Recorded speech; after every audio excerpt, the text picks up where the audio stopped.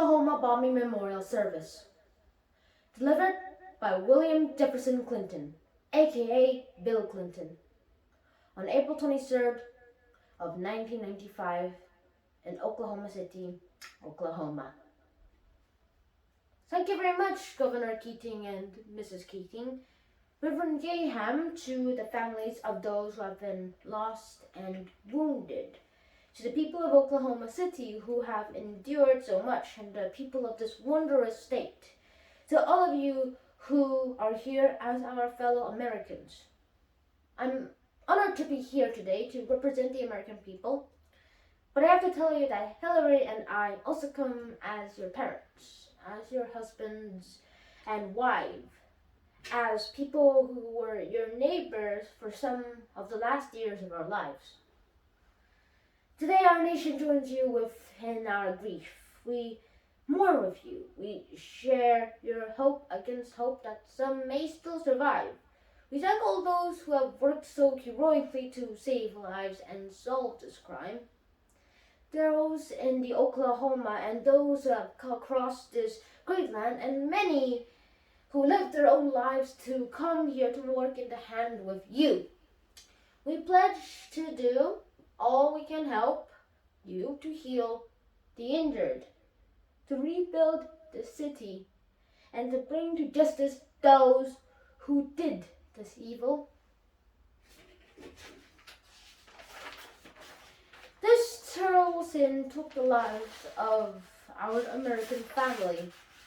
Innocent children in that building only because their parents were trying to be good parents as well as good workers. Citizens in the building doing about their daily business, and many there who served the rest of us, who worked to help the elderly and the disabled, who worked to support our farmers and our veterans, who worked to enforce our laws and to protect us. Let us say clearly, they served us well, and we are grateful. But for so many of you, they were all neighbors and friends. You saw them at the church or the PTA meetings, at the civic club, at the ballpark. You know them in ways that all the rest of America cannot. And to all the members of the families here present who have suffered loss, those who share with our grief, your pain is unimaginable. And we know that. We cannot undo it. This is God's work.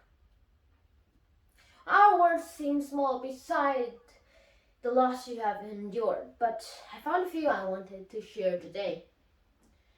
I received a lot of letters in those last memorable and terrible days. One stood out because it was from a young widow and a mother of three whose own husband was murdered with other 200 Americans where Pan Am 103 was shot down. Here's what the woman said I should say to you today. The anger you feel is valid, but you must not allow yourself to be consumed by it.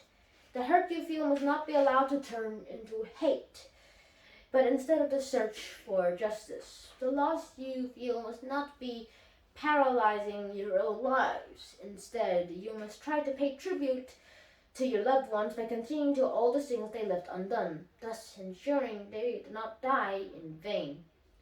Wise words from one who also knows.